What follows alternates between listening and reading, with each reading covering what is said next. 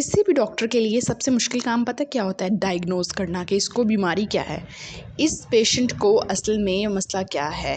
और यहीं पे बहुत से डॉक्टर्स आके मार खा जाते हैं और यहीं पर आकर अक्सर डॉक्टर्स की क्रेडिबिलिटी का पता चलता है, उनकी प्रोफेशनलिज्म का पता चलता है। ठीक है, तो ऐसा हो सकता है जैसे मेरी नज़रों से एक केस गुजरा कि एक औरत जिसको डायरिया का कोई इशू था और इस तरह से, तो बग़ैर उसका कोई टेस्ट किए, बग़ैर उसको उसकी सिम्पटम्स को अच्छी तरह स्टडी किए, डॉक्टर ने उसको मेट्रोनिडाज़ोल यानी कि जो हमारे आम पाई जाती है डायरिया के लिए, मोशंस लूज़ मोशंस के लिए जो मेडिसिन पाई जाती है, वो उसे प्रिस्क्राइब कर दी। बल्कि उसकी ड्रिप शायद लगाई थी उन्होंने उसको, और वो बिल्कुल भी मतलब ठीक नहीं हुई है। उसका डायरिया स्वेयर हो रहा है, लूज़ मोशन बहुत ज़्यादा हो रहे हैं। उसके बाद देन उनको कोई 1 हफ़्ते बाद होश आया कि शायद हमें इसको टेस्ट करके देखना चाहिए कि क्या मसला है। तो गट के टेस्ट हुए हैं, स्टूल टेस्ट हुए हैं, ब्लड टेस्ट हुए हैं, तो उससे पता चला है कि उसको वायरल इन्फेक्शन था। और मेट्रोनिडाज़ोल जो है वो एंटीबैक्टीरियल है, यानी कि आपको बैक्टीरिया की एंटी प्रोटोज़ोअल है कि किसी बैक्टीरिया किसी प्रोटोज़ोआ की वजह से आपकी गट में आपको इन्फेक्शन होता है, तो आपको डायरिया होता है। तो ये चीज़ एक बहुत कॉमन सी मिस्टेक है।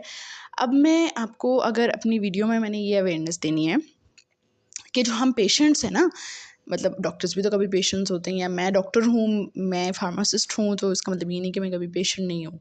ठीक है, तो जब जब हम खुद भी पेशेंट्स होते हैं ना, पेशेंट्स की पता क्या ज़िम्मेदारी है कि अगर सामने वाला आपका फिजिशियन, स्पेशलिस्ट, फार्मासिस्ट, नर्स, जो भी हेल्थ केयर स्पेशलिस्ट है, अगर वो ध्यान से आपकी हिस्ट्री नहीं देख रहा, ध्यान से आपको टेस्ट रिकमेंड नहीं कर रहा और ध्यान से आपकी बात नहीं सुन रहा, you should convey your message on your own.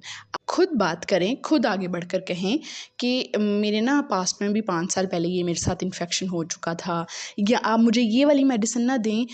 या अगर आप वो ब्रांड्स लिख के दे रहा है, आपको नहीं पता कि इसके अंदर दवाई कौन सी है, तो आप उससे ये कहें कि इतने साल पहले मुझे इस दवाई से इन्फेक्शन हुआ था, मुझे इसका जो है वो एडवर्स रिएक्शन हो गया था, तो प्लीज़ आप मुझे वो तो नहीं रिकमेंड कर रहे, वो ना दें।